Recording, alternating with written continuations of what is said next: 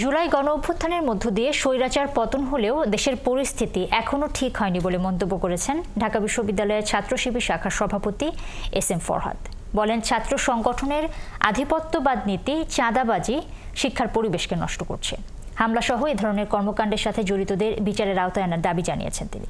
বিকেলে ঢাকা বিশ্ববিদ্যালয়ে এক সংবাদ সম্মেলনে এসব কথা বলেন ফরহাদ।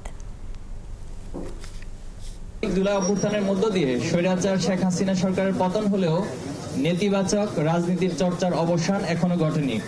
নিষিদ্ধ ছাত্রলীগ বাংলাদেশ থেকে বিতাড়িত হলেও দুর্ভাগ্যজনকভাবে আমাদের বন্ধুপ্রতিম ছাত্র সংগঠন ছাত্রদল তাদের পথ অনুসরণ করতে দেখা যাচ্ছে।